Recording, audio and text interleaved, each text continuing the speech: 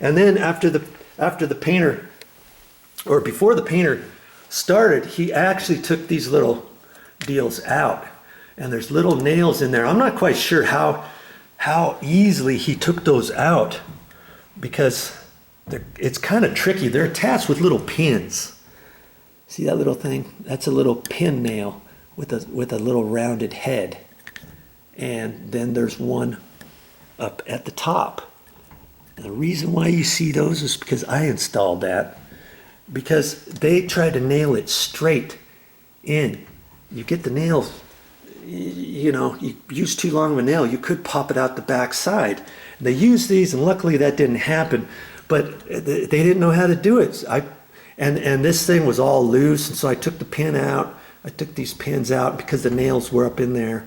I kind of swiveled this cap around a little bit, and I just pushed that down there, and then I used a nail set. They didn't have a nail set. Painters without a nail set? Well, I know you got a nail set. You can get a set of them. Here's a nail set. Usually you can buy 3 of them for one price. And so I just use that and set it on the nail, tap, tap, tap, tap, tap, tap, tap, right in. You go kind of at an angle in there, okay? And this one was loose, and on this side I could just pop that out with my hand. So if you find that yours aren't attached properly, you can go down, and that's just a little brad nail with, you know, like a picture hanger nail or a brad nail. You can find them at the hardware store, and you just put them down in there, okay, and attach that. I like these all nice and tight, and I'm glad they took these out, because it's too hard to cut around this or put masking tape around or whatever, okay? So that's the story. And these bypass closet doors. Now obviously there's other bypass closet doors, and usually on the glass ones you'll see a rail down at the bottom, and then all the weight is down there, and the top is just designed to keep the door flopping back and forth inside there, and they got a little glide on there with plastic that kind of holds the top, and then the actual weight of everything is down at the bottom. And then there's the wheels on those has a little screw on the back side. You can unscrew that and raise it up or down, and you can adjust it that way on those. But on these particular doors, this just kind of holds it at the bottom and just keeps it from going side to side. Oh, it looks like I'm gonna have to clean off that edge.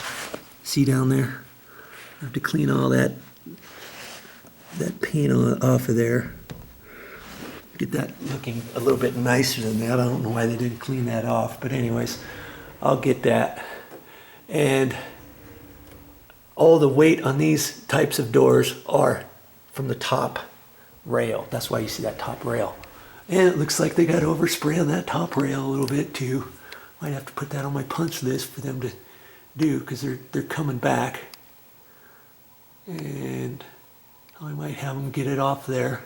Hey, when you're paying somebody to do something for you, you want it done right, don't you?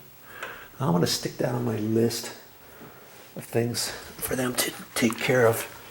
But anyways, let's talk about something else here. Security home alarm system. If you have a security home alarm system, and you know, wherever your your heating unit is, this one happens to be gas.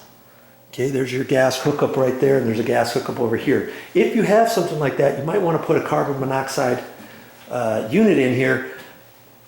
And because this is hooked up to the alarm system, we had them install this right here, and it's a carbon monoxide unit, so that if anything happens in here, and anybody is downstairs and this thing leaks or whatever, that's going to monitor, that's going to contact the security alarm company. They'll call and contact us or whatever, and we'll rush down here, or we'll call the fire department or whatever. Now, if you're not hooked up to an alarm system, a home alarm security system or whatever, you don't have to have it hooked up. You can get something like this at the store, at the hardware store, battery operated. Okay, and you don't have to put it, well, I wouldn't put it in here. I would stick it out here in the hallway. There's a couple bedrooms down here. One bedroom here, and there's one here. Maybe if you have it in here, maybe you don't hear it as much. We ended up doing it, leaving it in here because it's hooked up to the alarm, security alarm system, okay, to the house. But if we didn't have that, I'd just as soon put it in this hallway somewhere. You kind of put them down low. You can put it over here. You could put it.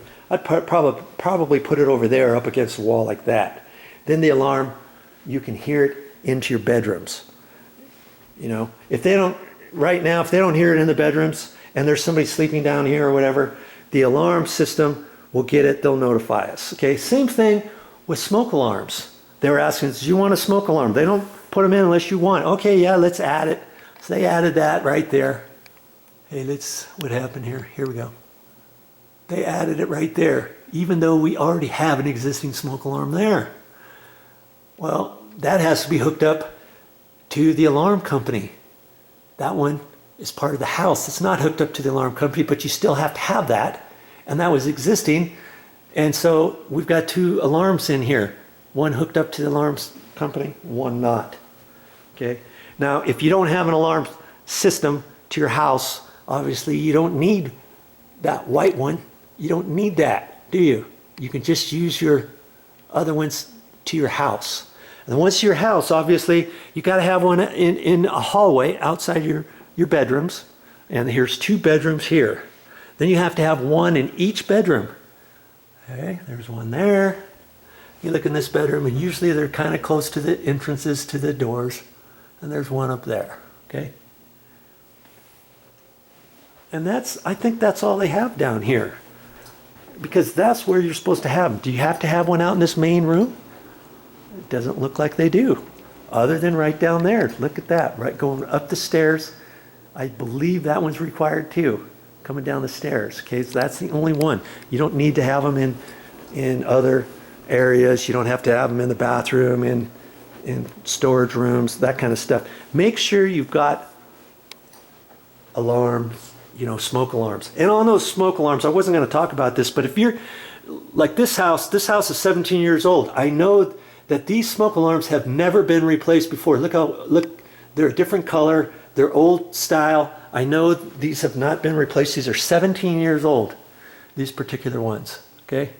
And if you read on any smoke alarm, usually the manufactured requirement is that after 10 years, the smoke alarm has to be replaced. Whether or not it's working or not. You keep replacing the 9-volt batteries in there every 6 months or every year, or when they're chirping. Usually they're recommended either 6 months or a year.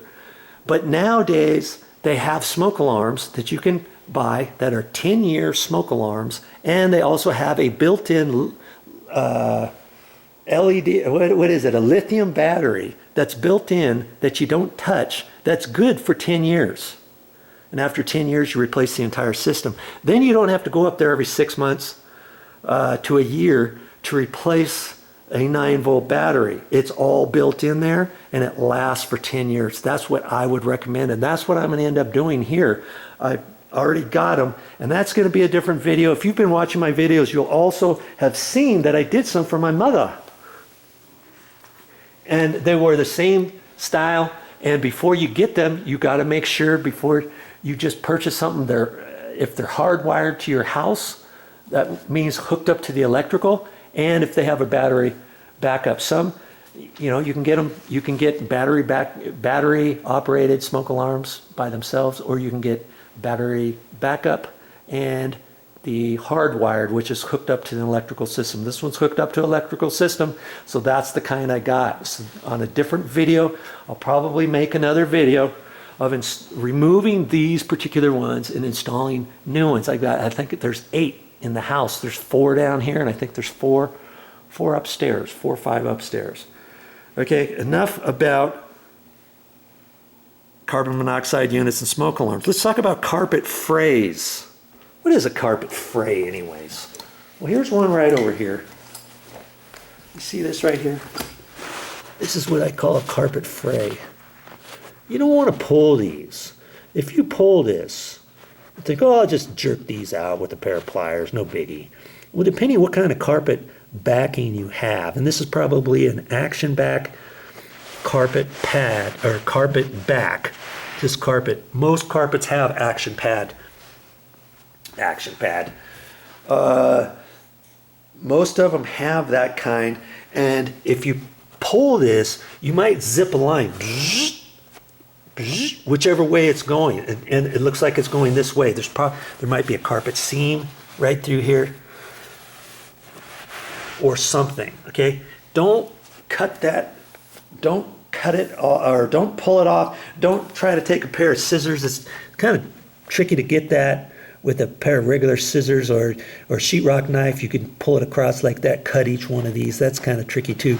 You want to get like a pair of carpet scissors, and I have some, I just don't have them with me. But anyways, it's like this, and then it goes down and across, and that's where the scissor blade is. So it goes like that. And then your scissors are right down flat to the ground while your fingers are up here using the scissors. And then you just snip it off. And if you look at your house, I'm sure you can find some, maybe not like right out there. Lots of times you'll find them next to door jambs. I've seen them all the time, all around here. Sometimes you'll see it, or around this edge, over on the inside corner of where the baseboard is. Just different places. When you see that, get your carpet scissors.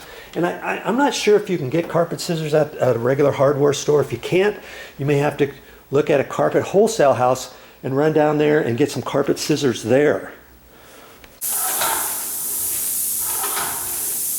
Well, that's all I got for this time. But I'll be back with more videos.